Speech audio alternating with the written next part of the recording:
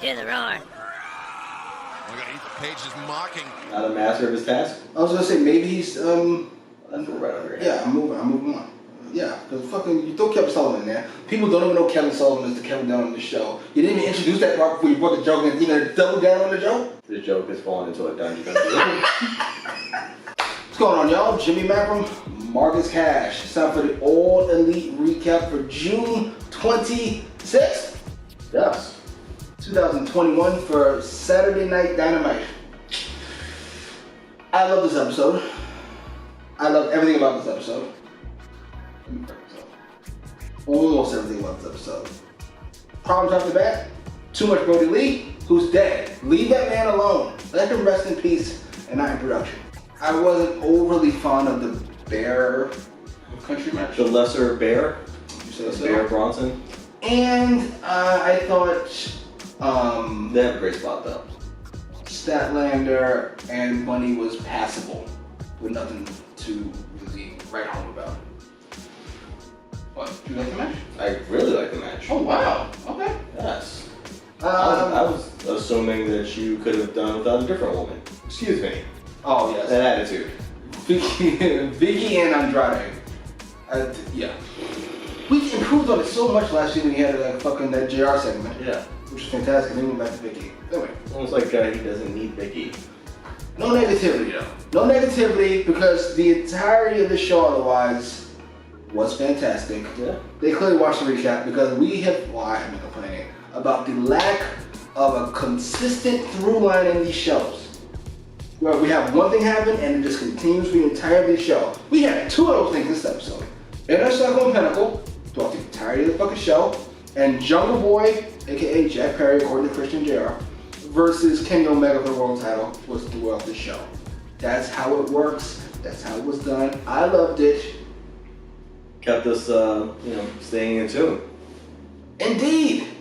Very Fucking, and we got several promos about several matches throughout the show. We got a Young Bucks promo. And we got a fucking, I don't want to say Death Triangle, it's not.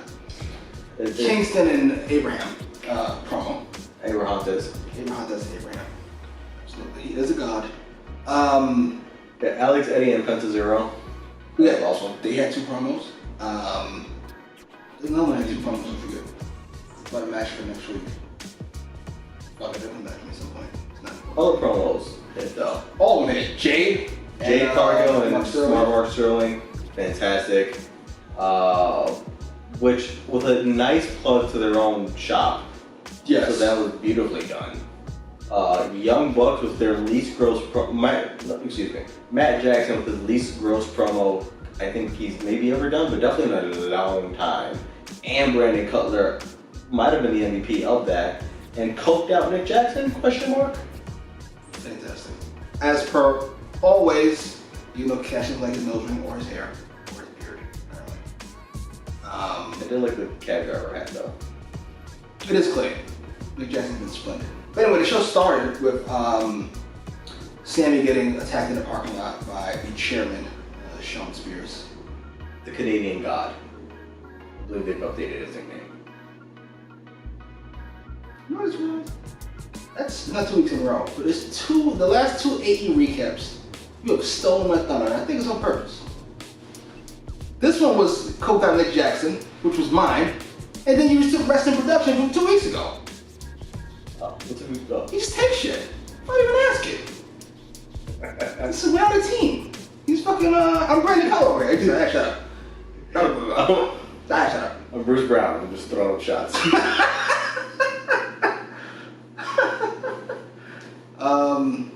And then we got Hobbs versus Adam Page.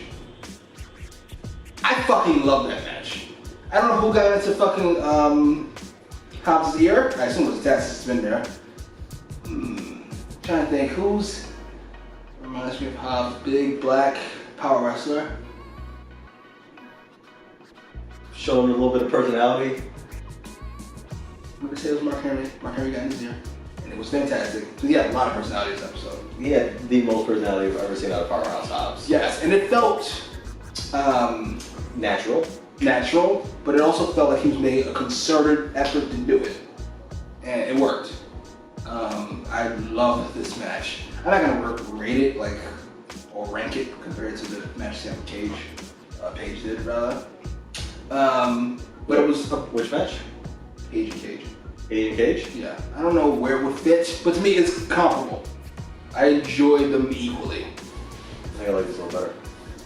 I would have liked it better if whoever their Kevin Dunn is would have caught the fucking spinebuster spot. Yes. Spinebuster, yeah. That we cut away from the look at fucking Cage and them who already done. Dummy's on the apron already. No offense, Adam Page.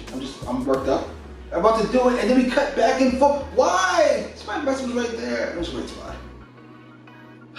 And even if you're gonna say, oh, he's not in the loop, he doesn't know the spots for each spot, you'd imagine the buckshot lariat's hitting at this point. You would maybe see the finisher. But say I assume he's been around the product. He knows fucking Hangman's finisher. I mean, it's not the right Kevin Sullivan, but it's still a Kevin Sullivan who's been around for a while. You know what? Perhaps he's Not a master of his task. I was gonna say maybe he's That's right over here. Yeah, I'm moving on. Yeah, because fucking you throw Kevin Sullivan in there. People don't even know Kevin Sullivan is the Kevin Dunn on the show. You didn't even introduce that part before you brought the joke and you're gonna double down on the joke. You're right. The joke has fallen into a dungeon. But fuck, where was I going? Where the fuck was I going? I was going somewhere with that. Oh right, I was going to lead into maybe this person was hired without previous wrestling knowledge, which was going to lead into that chick we got fired from WWE joke. But you decided to shut all over it with Kevin Sullivan. I do want to talk about that. I don't. Hilarious. Good for her. First of all, why you go on a podcast on about, I don't know anything about it, and they just hired me, and there's this guy, Bobby Ashley, or Bobby Ashley, I don't know. He's supposed to be cool, or whatever. She said that? Yeah. Like, almost, I'm misquoting. I get what you're saying. But, yeah, she used the phrase, supposed to be cool. I think she underestimated wrestling fans. Oh, yeah. In general. Because she's not one, so she didn't know what. Yeah. She just assumed she's on a comedy podcast, she's a comedian, she's just having fun. Nobody's gonna hear this anyway. And to be fair, Vince and them would not have heard about it. No, they would not. But wrestling fans do. And they lost their shit. However, back to Paige House, fantastic. We got more beef with Team Taz.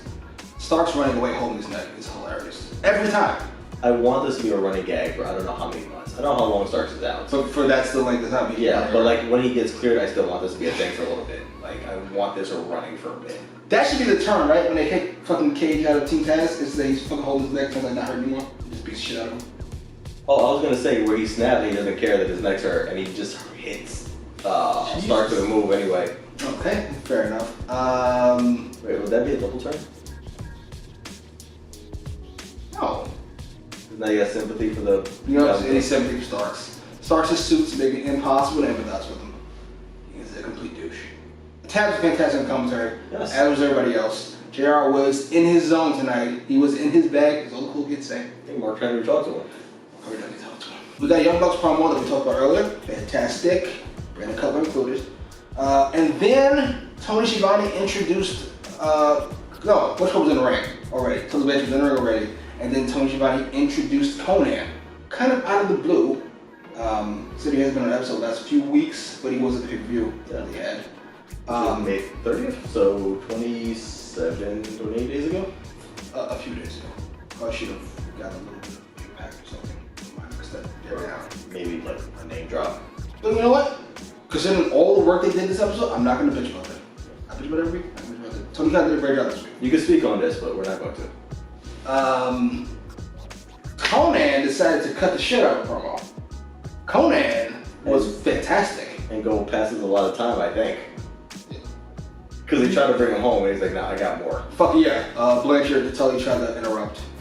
Maybe he was so uncomfortable. It's about the tongue taste on my door. Cut that off for me.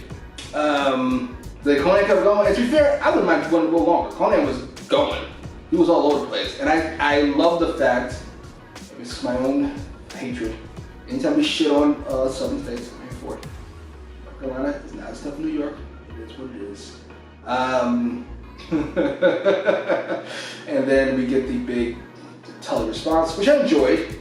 Clearly the less of the two promos, but like not meant to keep up with Conan. Yeah, no, it's. Yeah.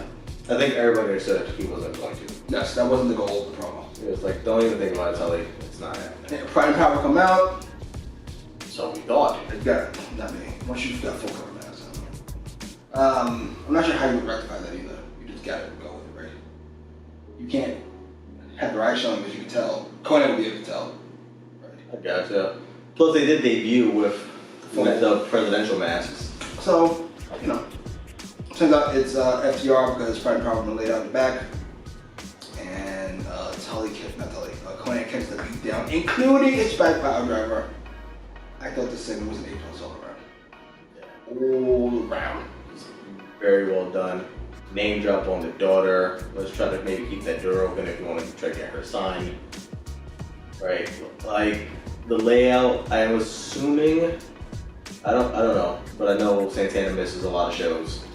He's back home for whatever reasons. I don't know what the personal reasons are. That's something they could have filmed in advance. Had in the. Oh, you mean laid out? Yeah. Like had in a pocket, and then he could be home and he's watching this on TV with his kids, and then FTR come out dressed as them. That's how it works. Especially as the second Inner Circle pinnacle thing of the night. Unfortunately, I didn't even get the bask in my love of Conan. Who, by the way, for those of you who wonder, the only cool man in the Wolfpack ever. A person that wasn't 57 years old at the time of the Wolfpack. I think the coolest, but not the only one at 157. There's a guy who was pretty buff. It was in the Wolfpack. So, You think about that NWO Elite thing where they brought both groups together? oh, was he just in black and white? Yes. Oh, he was in black and And white? then when they brought them together at the end, they wore red. Hogan wore red. Everybody wore red. All you young people gives not a fuck about things that happened 20 years ago. Fuck that, who? Sure, we're all factor for this. Indeed. I didn't get the basket by Conan. That's because fucking Vicky Royal came out. No. Which one came out first? Yeah, Dante Martin. So this fantastic segment that should have gave you 2.5 minutes, 3 minutes. To jerk off? That's that quick. I was gonna say What are you wasting time for? Who you trying to impress? There is building. But it should have given it time to breathe. That's the term I was trying to find. Maybe cut to a commercial. You could talk to your friends and go, "Oh shit, that promo Conan in AEW." Da da da da da da. Still crushed it. Yes. Right. But no, we get a cold, like free, like it was December cold entrance for Dante Martin. He just comes out like I'm sure he'll be playing his music. I didn't notice because I'm still thinking about Conan and Tully and that Spike Powder with FTR and Dax Harwood, by the way, throwing up gang signs. Amazing. It was. And then Dante just strolls out like he's lost in the airport or something. He's like, I don't know where my flight is at. Like he just walks out. Vicky comes out right afterwards. I've already rolled my eyes and Vicky. So she's a great lady, I would imagine. She Nobody cares. introduces Andrade. I think we're done with this. I like his music from what I can hear of it. It feels very like grand, like entrance, like big deal, like Flair Savage kind of like. We both agree she's here at his behest, right? I would imagine so. I can't see them putting him where he doesn't want to be there. No, yeah, I would If imagine. he wanted creative control, he definitely was going to tell you who was coming out with Who would you feel comfortable around for whatever reason we're not signing the girl that you were packaged with? Maybe she doesn't want to sign there. You don't want to have choices, you know? I know, but I assume she They can vote too. I mean, I don't follow anybody in that community, but I'm assuming she still has her gaming channel. And if she does, I don't think she can go back to WWE. So what are you gonna do? Go to NWA? She like why does somebody want to go to AEW? Your brain. Assuming you want to wrestle, and Besides the fact that Tony Khan's probably writing dumbass checks. yeah, well, so my thunder. I'm gonna say, assuming you still want to wrestle, and assuming you want to be seen by anybody on national television, AEW is exposure. AEW's got the biggest payroll, right, with the deepest pockets. You know, most of your friends are in AEW now because Tony signed them all almost. Hilarious. So. Yeah, she brings him out. He does look like a twirl, showing his cool inside of his jacket. And and Matt Sydal comes out, and we get like Andrade's gonna go after him, but Vicky stops him. I hope we're not doing Matt Sydal versus Andrade. But if we are, I mean, we'll get some good matches out of it. I can imagine. To be fair, I thought the Dante Matt Sydal match was pretty good. Dante been showing out lately. He's got some pop. He got the talent. He got some leap in him. Not a quick twitch. Sometimes a little too much. Too much leap? A little too much leap a little bit, but Don't let the skin tone fool you. He's got some quick twitch. Definitely Blake Griffin. it's definitely a showcase. This match was a showcase. You said, yeah, for Dante Martin.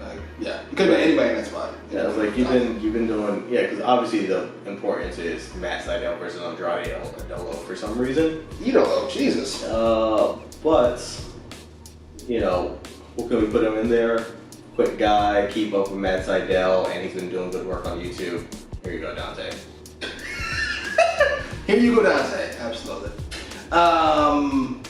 Then we got Jade and Mark Sterling, which we already talked about, which was fantastic. I love them together. I didn't think you know what? Well, I'm not gonna sell myself short. I think we knew from the jump. Yeah, that's where it is. Yeah. Perfect. And as soon as he came back on television, we were like, yeah, that's the guy. As it should be. Not only has Jade learned from however long ago she decided to wear a flannel vest or some shit, she's decided to go even further, just less and less clothes, as little as she can. Here for it. I'm waiting for the Attitude Era, where it's just a string. I'm not complaining, by the way. Everything else is one big muscle and another big muscle. MJF then had a promo where he shat on Dean Malenko, which I'm not sure how to put this. I get a little concerned with MJF, even without the dinner debonair stuff. Always feels like he's 12 seconds away from being a cartoon character. Like if he had a mustache, he'd twirl it, certainly.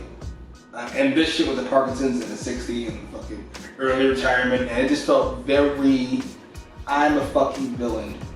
Hate me fucking please. But it works. It does. It works. Usually I do love heels. He's not very lovable. Even like later we'll talk about how much we love old ego. MJF has none of that. It's all just I'm being awful and not fun with it at all. It's like I'm flipping off the little kids metaphorically right now, like the little kid in your heart who loves the Iceman. Like no, he's 60. Rainbows were in black and white, yeah. Which is a great line. By the way, only 60 years ago they were in black and white. He's got Parkinson's. He does a face with it, and just. Jericho and Company jump him. We get a brawl between Circle and the Pinnacle, and then Sammy gets music first of all, and makes a save. Then he cuts the promo, which not do that. Can you tell how over he was before we shit on? Yes. Hugely over. And I'm thoroughly looking forward to that match. A big pop. Yes. Maybe I said it to you earlier. Maybe Darby should put up Omega. Maybe consider Sammy for half a second. I like it better. Half a second. I'll take Darby thing on me. It's not. I never think it's residual thing. We'll get back to that. Sammy got a promo. It was something. It was impassioned. It was focused on MJF, and it misquoted.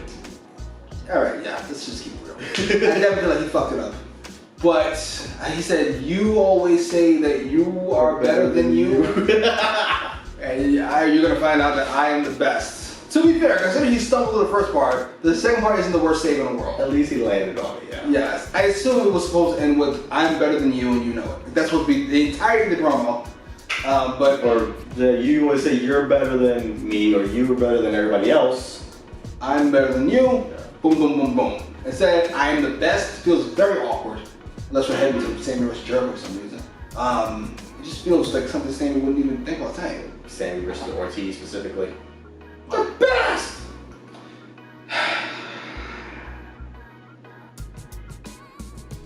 The best! What a cunt. Okay? That's hilarious. Yeah. But he did get like breakout star, like pops. Yes. It felt like he's the guy. Speaking of the guy, promo of the night. I know what you're saying. You just jerked off all these promos. Promo of the night, Miro. Backstage, first of all, the red is a nice touch, and it contrasts perfectly with him talking about God. So he looks like he's in hell as he's speaking. And he's being a little, what's the word when you take Lord's names in vain? Blasphemous. Being very blasphemous. Yes. He thanks God for his power. He thanks God for his hot wife being flexible. And he's going to take out his aggression on Brian Pillman Jr. Now, I don't want to quote the entire promo, but we may have to, because it was all fantastic. Yes. Because if you get the path of the righteous man, it's like in between the path of the cleaver and its meat. That is correct. The bravest thing Brian Pillman's done is thinking about attacking him. Dumbest thing he's ever done is doing it. And more importantly, Brian Pillman attacked his own champion. We'll have to talk about that. Not to mention, God's favorite champion. Where's that t-shirt? I want to buy it. I will buy it. Right now. I can't be blasphemous. We've established you guys watch the show. You guys watch the recap. Tony, give us the shirt. I gotta buy a Go Bigger merchandise first, just to avoid any blasphemy on my part. And then I'll buy Miro's shirt. Re-release that special edition painted mural for Baker shirt that I woke up too late to buy. It wasn't a shirt, it was like a poster. Okay, that's it. Okay. It was both. It was the poster and a t-shirt off the poster. As you know, we shat all over Ethan Page in his first Dynamite. We did.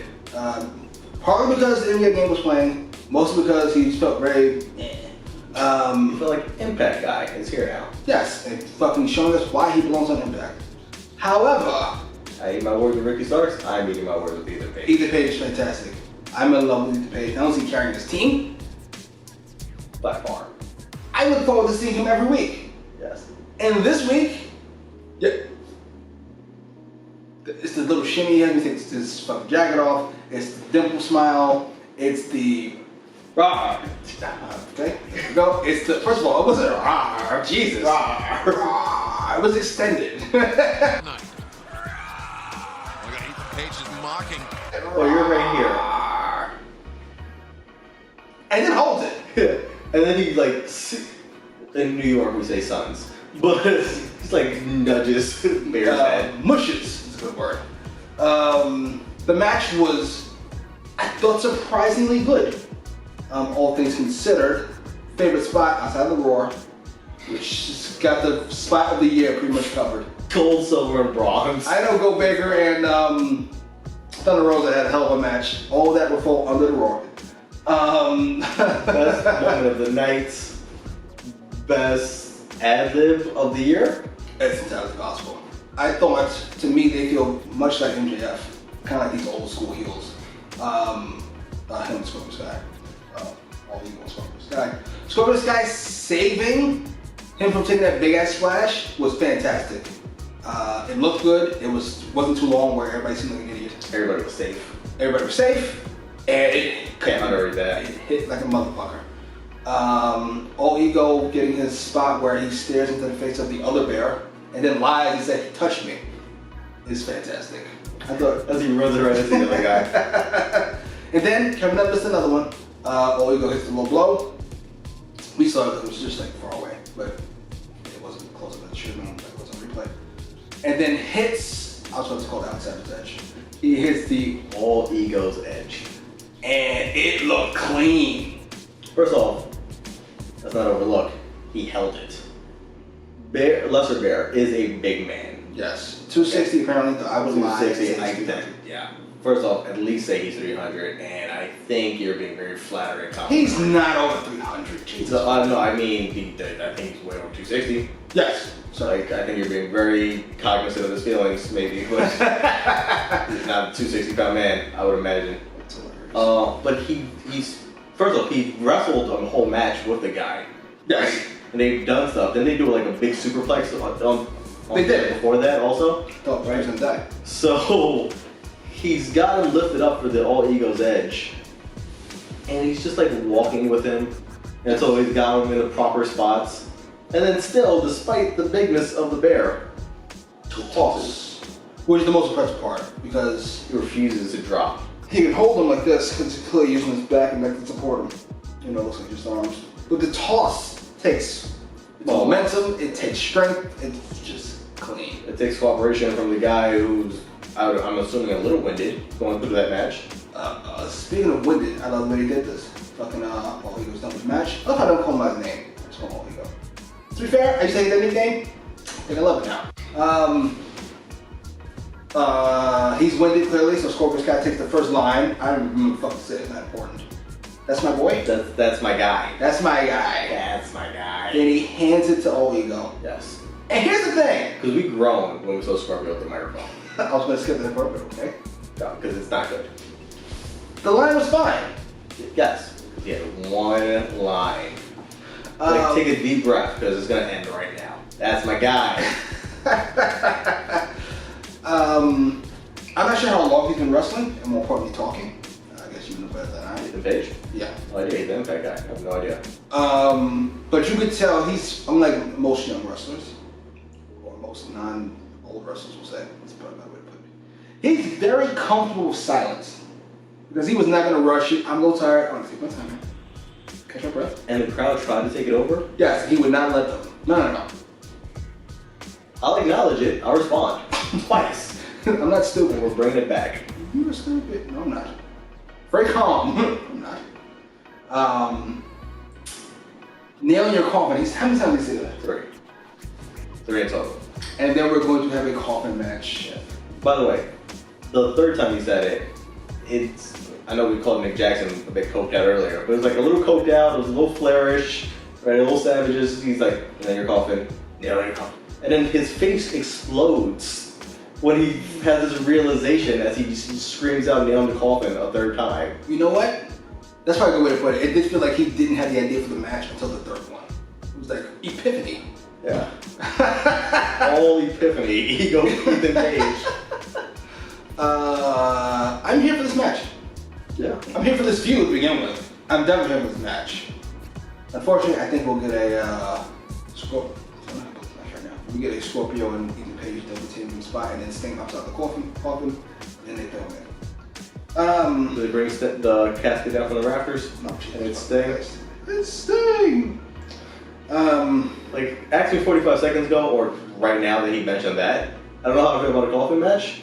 But as Ethan Page is delivering it, I went, yes, I want that, and I want that to be Darby's specialty match.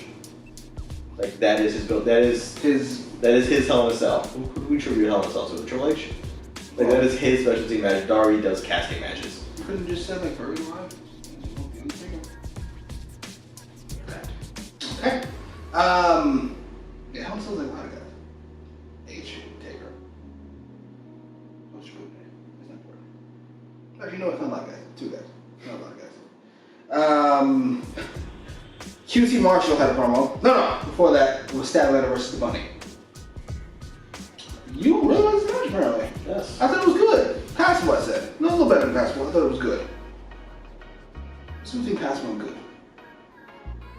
Solid. That was a solid match.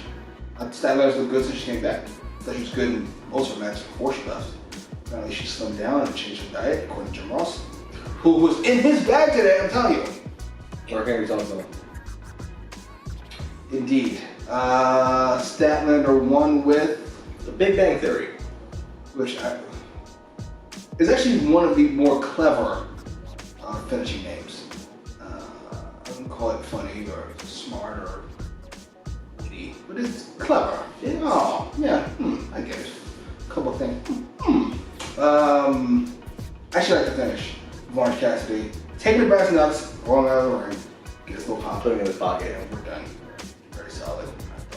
Now, here's why I got concerned for the show. QT Marshall. Real quick though. Oh Jesus. I thought it was more than solid. Really good. Not my favorite, before we start going crazy, but one of my more favorite women's matches I've seen this year. Really like. I didn't. Really like that match. Really liked that match. There wasn't a thing I disliked from bell to bell, and it did not go too long, which is an issue sometimes with some of the women's matches. I'm not mad at that. This was beautifully done. Everybody was in their characters. Bunny was still in her character perfectly. Statline was in her character perfectly. I mean, there was a spot where like maybe somebody got hurt and it was like a little bit off. Mm-hmm. I'm assuming somebody is legitimately hurt, and that's why. But beautiful. I'm not mad at that take. Loved it. There actually was a post-match beatdown with Family Office. Yes, HFO. Yeah, Hybrid 2 came out. They kind of fucked people up. Who are members of the HFO now? You wouldn't know that because you don't watch YouTube. I'm not playing YouTube, just not anything about AEW. That's my point. They just had these guys on YouTube. Leave them alone. They only had a 2-hour show. And we should be seeing less of a lot of people if they keep booking the way they booked tonight. It was fantastic. We focused on people 2-3 times in the show. I'm here for it. Good job, Tony. I think we're going to kind of move on with Blade here. Blade feels like he was kind of the guy in this segment. Yeah. I'm not mad at that. Yeah. He's got a good look. Not as good as the Butcher's look. Got a good look. You got the Butcher still out for an extended period of time, so you're going to do Butcher versus Orange Cassidy? Because we're down to Trent. And by association, I guess Chucky T, which by the way, cool. You don't like Chucky T? I don't hate Chucky T, but he's definitely the third guy in that group, and now the fourth person in that group. Do you feel like this is, since you were always complaining about Orange Cassidy, do you feel like this is closer to his bag? Like it's the Blade rather than King Omega? Yeah, King Omega and Pac. Yeah. Yeah. Okay. Like the undercard to undercard comedy match, guys. Yeah. That's gonna be a match where Bunny's running around, running amok. Actually, you know what? That's a good way to put it. I feel like this is the perfect balance between Kenny Omega and who's the librarian called now? Peter Avalon. Like that was like, I don't love Orange Cassidy. I feel disrespect for Orange Cassidy. Like, nigga, for real? This is what I'm working with now? For real? For all I've done for you all? I'm sure my verse is through the fucking roof. I gotta fight Peter Avalon? Alright, fine, we'll give it a play. You know what? Accept. I was gonna say, I don't remember him against Peter Avalon. Did I black that out of my I mind? love that. The Hunks, or whatever the fuck their name was. Oh. Remember they were crying after they got beat? Right. They just scrapped that storyline. Mark Henry had to talk with somebody. He said, get rid of all that. Caesar Bononi, Ryan and Peter Avalon, JD Drake. Boo. He totally blacked that out. That whole thing happened. I was wondering why I was getting nothing from the other side of the couch. I forgot all about that. They have all four of them, especially Peter Avalon and especially Bononi. They have go away heat, X-Pac heat, whatever you want to call it with me, 1,000%. Speaking of which, QT Marshall had a promo backstage with Tony Schiavone. Go away. And to be fair, I don't hate QT Marshall. I just hate him in the spot. Featured? Featured. He's here every week. He could be silent in the background somewhere. And to be fair, it's basically Cody's not putting in the work like I am. The work is talking. And it's instead in Hollywood trying to make it, which is an awful thing to say. As much as I don't like the fact that Cody gets people portrayed as like the super duper duper star, to think of him going into casting calls feels like we're lessening Cody up in the wrong way. Yeah. Cody should just be, in my head, Cody's just being hired because it's Cody Rhodes. Yeah. Or, the fact that he's home with his daughter. Not maybe healing him up because he's going to Hollywood. But apparently they're going to have a South Beach strap match in 2 weeks. Something happened to Go-Go. I'm convinced. I don't know. Something happened. I was just going to say, who might have gotten go away heat with somebody in charge of booking, or who might be hurt, maybe, I don't know. Where the hell is Anthony Go-Go? Are they blaming Go-Go for that fucking dead-ass crowd pay-per-view? You know what? I had to consider that, but we know it's not going to fall on Cody's head. Yeah, that's fucked up. Because all of a sudden, fucking QC. Because they watch the recap, and I'm sure they watch other people's that have a lot more followers. Everybody loved a Go-Go's performance. I know I did. As far as I've seen on the True Hill Network, the Go-Go's been fantastic. What Culture and the other thing that's not What Culture, loved it, right? I don't see anyone who's hated a Go-Go's performance. Somebody always hurt. Even hurt. Oh, you know what? Jim Cornette also liked it, so maybe that was like that. No, we can't. You can't have one CC. Oh, God damn it. Why? I'm not favorite the whole fucking show about Cornette. Shit. Maybe that's what it was. Jim liked it. No, it's gotta be bad. Pillman. You know what? Maybe we got him wrong. He's not a complete moron. He likes to go, so that's something. He finds his dark ear. Brian Pillman Jr. gave a promo. I liked it. It was fiery. It was intense. It was focused. I kind of wish it came before Miro's though. Because I feel like I was focusing on Miro as he was talking. And that's not fair to anybody, really, at this point. I wouldn't put anybody against Brian Pillman. Against Miro at this point. I don't hate that idea. Mm-hmm. That wasn't my issue with Brian Pillman Jr.'s promo. What was your issue? But now that you said it, yes, invert those. My issue is, granted, yes, it's simulated, but it's still a violent thing, right? One guy has an issue with another guy and they fight. Uh-huh. Your issue should be not ever, for anybody, not just Brian Pillman Jr., my friends, right? Like, Brian Pillman's whole promo was like, yeah, my friends, whatever. I like the beginning of it, right? He had to scratch and crawl for everything, and he had nothing handed to him, and keep that. That's great. You're gritty because you had a shitty upbringing, and we've seen the thing, so we know you had a shitty upbringing. Okay. Right? But then you cheese it also at the end with my friends and it's like, I don't care about any of that. You're out of your fucking mind. His friend got attacked. He's sticking up for his friend. But don't call it my friend. Just say like that's my brother. So a friend. This brother is better than friend? Yes, because now it's familial.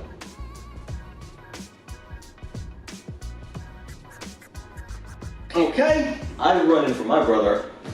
I don't know if I'd run in for my friend. Well, fantastic friend. Eddie Kingston had a promo backstage.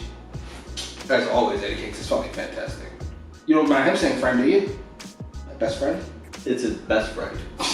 By the way, everybody go over that real quick. Ready to kill each other? Best friends again. It's because there's no Pac making it weird. That's what it is. I think he got in with Alex Abrahantes. Put in a good word. Eddie says. Kingston promo was fantastic. Penn the shoulder motion, and then Alex? Abrahantes. Fantastic. I do enjoy that last name. It was a fantastic last name, to be fair. And then we've got the No. main event of the evening. By the way, I always dog them every week, and I give a little bit of credit at the beginning of the show. I give them some more credit now. They built this fucking matchup big time. We've got a couple video packages. One featuring Brody Lee, not entirely fucking sure why, and the second one was about a Jungle Boy promo. Because it's the second time we have Dynamite on a Saturday, so naturally the first thing we think of is Brody Lee. Look at course like Brody Lee here is. I love Brody Lee. I love Brody Lee. I really love Luke Harper. And you know this for a fact. Because we were here watching it and I'm pretty sure I fucked the floor up. Brody Lee beating Cody.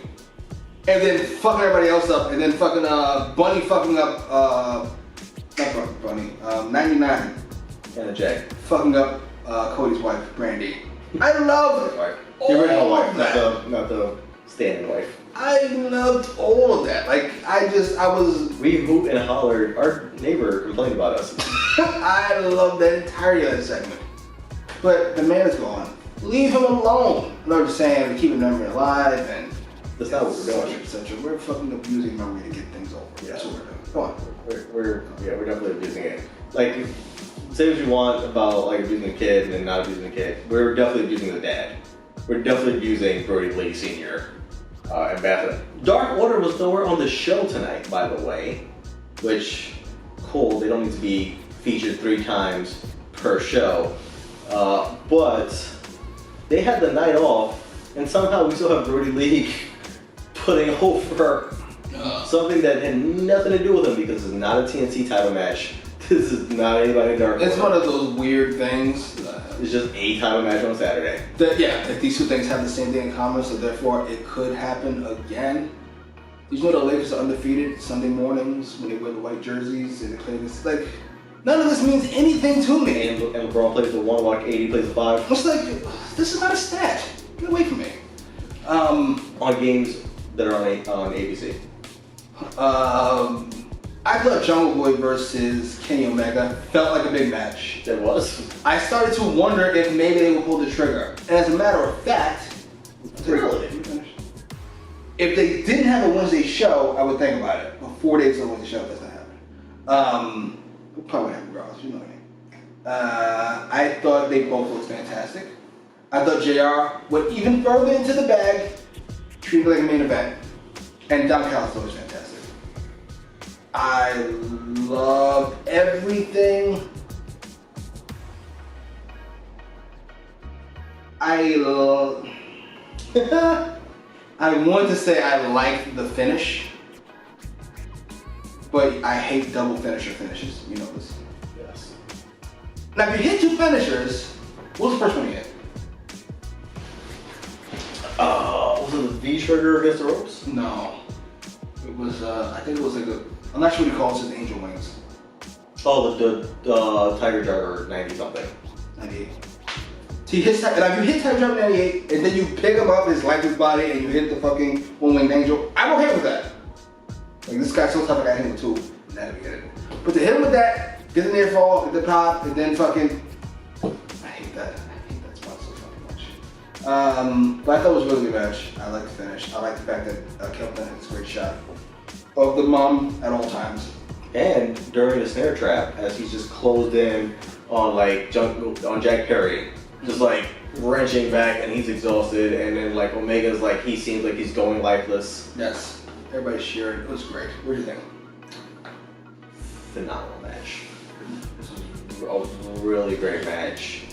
I want to give it match of the night, but I really love Powerhouse Hobbs. Wow! For my match of the night. Okay. But for once, I'm not going to argue with anybody about the Kenny Omega love that this is going to get. So, whatever, right? You know, 1A and 1B. Great match. Again, bell to bell, beautifully done. The only thing, aside from the double finish, which I don't hate it like you do. I just don't love it. Okay. Is the aftermatch shenanigans, because after this match is done and Omega rightfully retains his belt, we get really close to time where it seems like somehow this Kenny Omega Jungle Boy Jack Perry match that got promoted 3 times in the episode is going to lead to the show closing with Matt Hardy and Christian. That's what you didn't like about it? Yes. It's the almost Matt Hardy Christian close? Yeah. Like, I get it. There's a lot of Matt Hardy fans out there. He belongs nowhere near an involvement with Kenny Omega. Jesus, okay. Those are 2 separate worlds altogether. Okay, maybe Matt Hardy's not undercard or anything, but he's not here where Kenny Omega's at. Plus, you already have this supergroup. You don't need Matt Hardy's supergroup trying to get the rub from the elite. I think, well, I get you want to have a strong finish to build to Wednesday. Yeah. I think we missed an opportunity here. Because I gotta be honest, once it was over, this is strong, but I don't know another way to say it. I think you kind of removed Jungle from our minds. Immediately. And we could have had, I don't want any type of show of respect for Kenny Omega, by the way. You stay clear in character. Omega leaves, holding the belt, and maybe get the fucking standing ovation for the fucking Jungle Boy. Show of respect from everybody, moms and everybody's happy. And we go up that way. He almost had it, he'll be back, he's gonna have time to improve. Even Don Callis was saying that, he'll be back. Yeah. We can close at Kenny Omega pointing the gun at Jungle Boy's family as he holds the belt. And scene. I don't know if that phase is about. I want to say that you love that. I hate that. What? Wow. This is what we build Jungle Boy. Instead, we're building up this feud between Kenny Omega and his mom. No, we're building Jungle Boy coming back. That was disrespectful towards his family. I don't mean coming back now. I mean years down the road. Or is Kenny Omega, nobody can stop him? And no one can stop me. And they said my idea. Fair enough. Do you plug? No. They have MVP for the show. Are we not done with this? Do you have more? What? You didn't get a chance to shit on Matt Hardy and Christian. I don't want to shit on Matt Hardy and Christian. I just don't. It's more important for Jungle Boy to get the rub we just built up. He took the loss. It was a a clean loss. They should have. I don't mind the finish. It's a clean loss should be the finish. But the Jungle Boy's not there yet. We agree. Right? Yeah. This is not like Omega going over Moxley clean. Like this is this is somebody he should be clean. Yeah. The Christian stuff, Matt Hardy. I like Christian making a save. If somebody's making a save. Matt Hardy comes out because this is the thing we do every week. And then just all these people in the ring. We got more coked up Nick Jackson, so that's a win. But otherwise, it just felt kind of like the same as every other week where Omega and company kind of shit over everybody. Which I'm fine with, as a general principle. But you had a Jungle Boy moment we could have had. Yeah. Sometimes. Just rip the rug out from underneath them. That's something you didn't like the show. I loved this show. I love it. But one of the best episodes in a long time. A long time. As a matter of fact, booking wise, this is my favorite episode ever. Purely from booking perspective. I think I'm okay with that. Like, I'll speak for myself. Generally a negative person, so the things I don't like, I dislike hard. Mm-hmm. They do stand out more so on a really good show. They do. Like when you have a really good show for 2 hours, like the Vicky thing's gonna stand out a lot more. QT's gonna stand out a lot more. Fair enough. But yeah, it's a beautifully done show. And whoever wrote this episode, or whatever. Tony Khan booked it. Probably Mark Henry's show. Yeah. Mark Henry talks to Tony Khan forever at this point. Like, save each other's favorites. MVP of this episode? I don't want. I'm trying to not be ridiculous. I want you to go first because I think I'm going to blow your mind here. I don't want to be ridiculous. My immediate thought was all ego.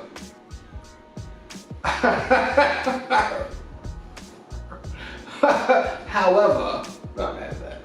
I'm not going to go with that. Instead, I'm actually going to go with Jack Hurry, actually. I liked his quest to me carry the show. I was really looking forward to that match, as you know, since it was announced. I'm here for it. LVP would be, you know what? Vicky actually redeemed herself with another promo to me. Right, now we're running. So I'm going to go with QT. Unfortunately, he wasn't bad, but he was the worst thing on the show. That's how that works. Sorry. MVP. No, I'm going to go LV first now. Okay. What did we dislike?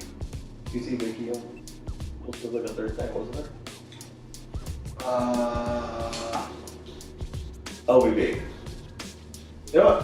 Same person. LVB. Tony Khan. Because it is his signature that signs off on bastardizing Brody Lee even more. On something that had nothing to do with him. Okay. My MVP is Tony Khan. The best book show and at least long time. You say ever. Ever. My memory's not that good. Do you know they don't book well? To be fair, at the very least, a long time in an episode I loved. And an episode dramatically different than the direct that they've been putting out for a while. Even the good episodes have had like direct mired in it. So this was fantastic. So I don't know how the hell he does it. I think man of many talents, continues to amaze, but MVP and LVP, Tony Khan. Not mad at that take at all. Kind of goes to my general principle. VPs, but He's the EVP. He's every valuable player.